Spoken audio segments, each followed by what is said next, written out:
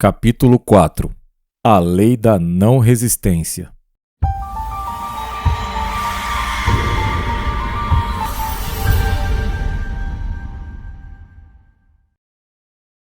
Nada no mundo resiste a uma pessoa não resistente.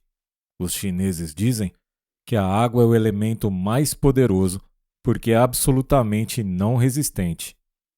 Ela pode contornar um obstáculo ou desgastá-lo para abrir a passagem. Jesus Cristo disse: "Não resistam ao mal", porque ele sabia que, na realidade, não existe nenhum mal e, portanto, não há nada para resistir. O mal vem da imaginação do homem ou da crença em dois poderes, o bem e o mal.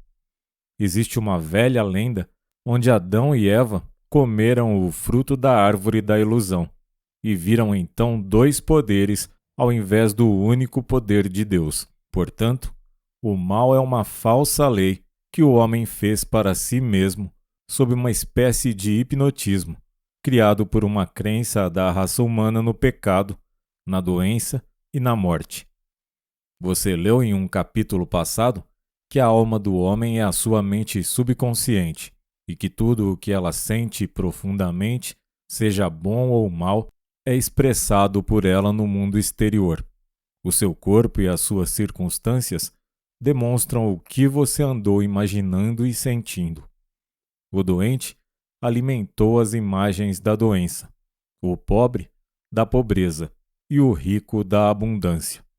As pessoas frequentemente perguntam: como pode um bebê atrair a doença sem nem mesmo saber o que isso quer dizer?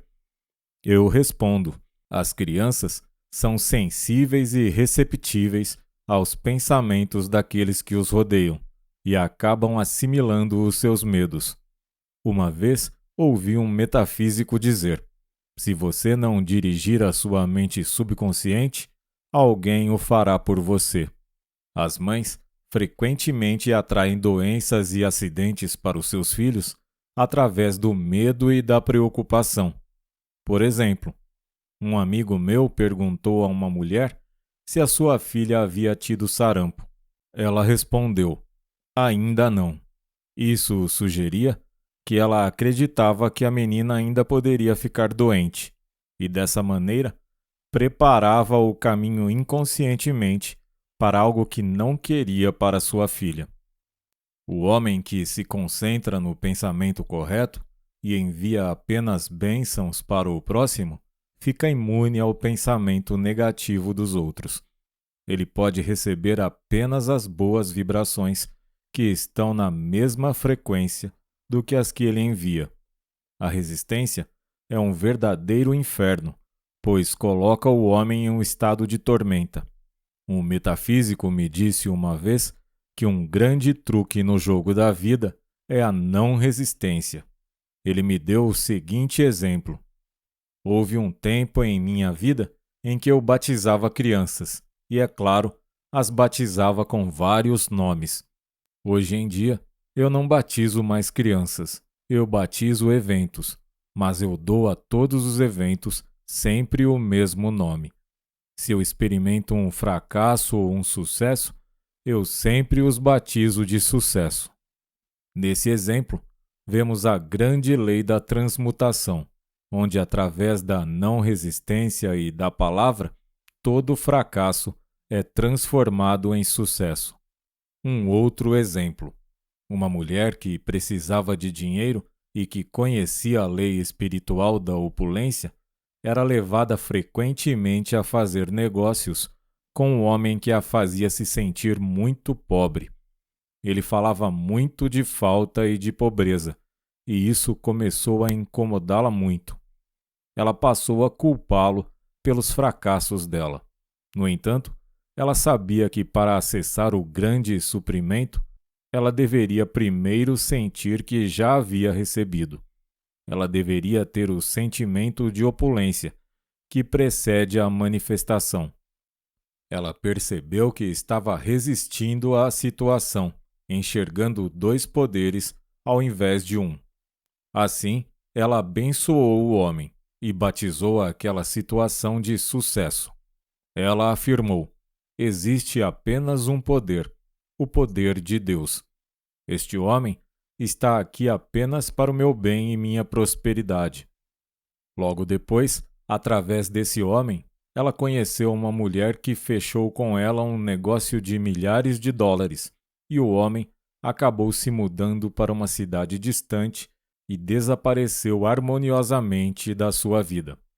Faça a seguinte afirmação: todo homem é um elo de ouro na corrente do bem, pois todo homem é uma manifestação de Deus, aguardando por uma oportunidade para servir o plano divino da sua vida. Abençoe o seu inimigo e você roubará toda a sua munição, transformando as suas flechas em bênçãos.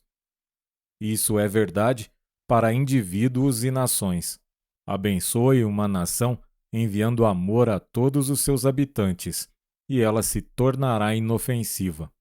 O homem só pode adquirir a ideia de não resistência através do entendimento espiritual. Meus alunos sempre dizem: mas eu não quero ser um capacho. Eu respondo: quando você usa a não resistência com sabedoria, ninguém jamais será capaz de pisar em você. Um outro exemplo. Um dia, eu estava muito ansiosa, esperando um importante telefonema. Eu desligava rapidamente todas as ligações que chegavam a mim e não fazia nenhuma ligação, temendo que isso pudesse atrapalhar a ligação que eu tanto esperava. Ao invés de dizer: as ideias divinas nunca entram em conflito e a ligação chegará no tempo certo, deixando assim o trabalho para a providência divina, eu tentava resolver o problema à minha maneira. Eu fiz da situação uma batalha particular e não um evento divino. Permaneci tensa e ansiosa. O telefone não tocou por mais de 1 hora e depois eu descobri que a minha área estava sem sinal telefônico. Minha ansiedade, meu medo e minha crença na interferência acabaram criando uma pane no sistema. Após compreender o que havia acontecido, eu passei a abençoar a situação e a batizei de sucesso. Eu afirmei: eu não posso perder nenhuma ligação que pertença a mim pelo direito divino. Um amigo correu até a companhia telefônica para comunicar a pane. Em alguns minutos, o telefone voltou a funcionar e eu recebi a ligação que tanto esperava. Enquanto o homem resistir a uma situação, ele a terá consigo. Se fugir dela, ela correrá atrás dele. Eu disse isso a uma mulher e ela respondeu: isso é a mais pura verdade. Eu estava infeliz em minha casa e detestava a minha mãe, porque era muito crítica e dominadora. Para fugir daquela situação, eu me casei, mas ao que parecia, eu havia me casado com a minha mãe, porque o meu marido me tratava exatamente como ela, e eu tive que encarar a mesma situação novamente. Devemos concluir que a situação não é boa, porém, se não nos deixarmos perturbar, ela vai embora por conta própria. Quando estamos em uma situação desagradável, devemos dizer: nada disso me abala. Essa é uma afirmação maravilhosa. A situação desagradável vem de uma falta de harmonia dentro de nós mesmos. Quando não há resposta a uma situação desarmônica, ela desaparece do seu caminho. O problema do homem está sempre dentro dele. As pessoas sempre me pedem uma oração para mudar o marido, o irmão, o chefe e assim por diante. Eu respondo: eu vou te ensinar a mudar você mesma.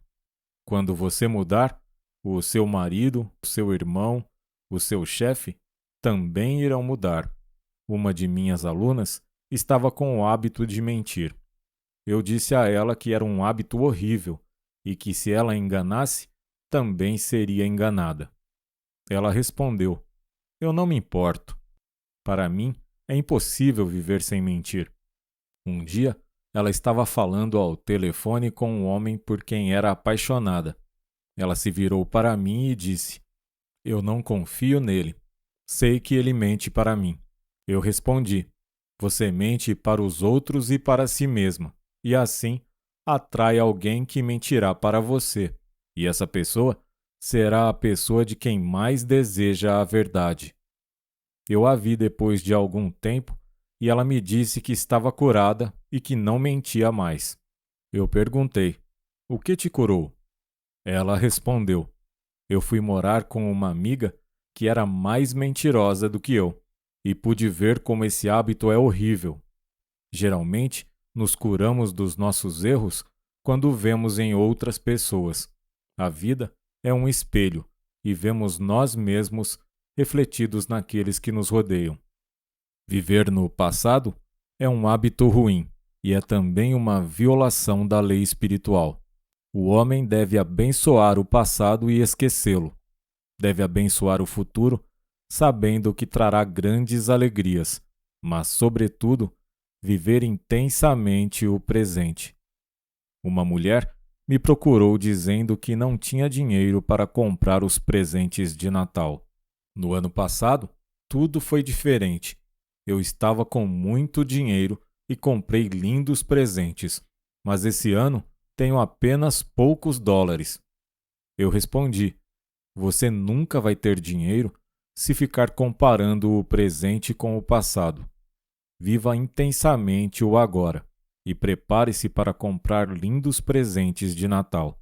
Faça todos os preparativos que puder e o dinheiro virá." Ela exclamou: "Eu já sei o que vou fazer. Vou comprar uns laços, enfeites de Natal e papel de presente." Eu respondi: "Faça isso e certamente os presentes virão." Esse ato demonstrava coragem e fé, pois a mente lógica dizia: "Guarde cada centavo, pois você não sabe se conseguirá mais." Ela comprou então os laços e o papel de presente, e alguns dias antes do Natal, recebeu $1.000 de presente. Ao comprar o laço, o papel e dispor do único dinheiro que possuía, ela impressionou a mente subconsciente com a expectativa e abriu o caminho para que o dinheiro se manifestasse. Ela conseguiu comprar todos os presentes a tempo. O homem deve viver concentrado no presente.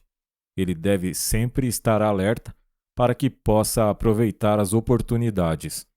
Um dia, eu estava muito ansiosa e dizia em silêncio: "Deus, não me deixe cometer erros e perder essa oportunidade." Um pensamento muito importante veio até mim naquela noite. É preciso começar o dia com as palavras corretas. Faça essa afirmação imediatamente ao acordar: "Seja feita a vossa vontade nesse dia. Hoje é o dia do sucesso. Dou graças por esse dia perfeito. Milagres acontecerão e as maravilhas não cessarão." Faça disso um hábito e veja o milagre acontecer em sua vida. Um dia, eu apanhei um livro na estante e li a seguinte frase: "Olha com maravilha para o que está diante de ti." Parecia ser a minha mensagem do dia, então eu a repeti continuamente. Por volta do meio-dia, uma grande soma de dinheiro de alguns processos que estavam parados há muito tempo foi liberada para mim. No próximo capítulo, eu falarei de algumas afirmações que eu acho muito efetivas. Todavia, nunca se deve usar uma afirmação que não esteja alinhada de maneira satisfatória e convincente para a sua consciência, e a afirmação pode ser alterada para atender pessoas e situações diferentes. Por exemplo, a afirmação a seguir trouxe sucesso para muitos dos meus alunos. Eu tenho um trabalho maravilhoso que me dá muito prazer. Eu presto um serviço maravilhoso e, em troca, vejo o meu dinheiro crescer. Essa é uma afirmação muito poderosa, pois ela implica que sempre há um pagamento perfeito para um serviço perfeito. E essa verdade é facilmente absorvida pelo subconsciente.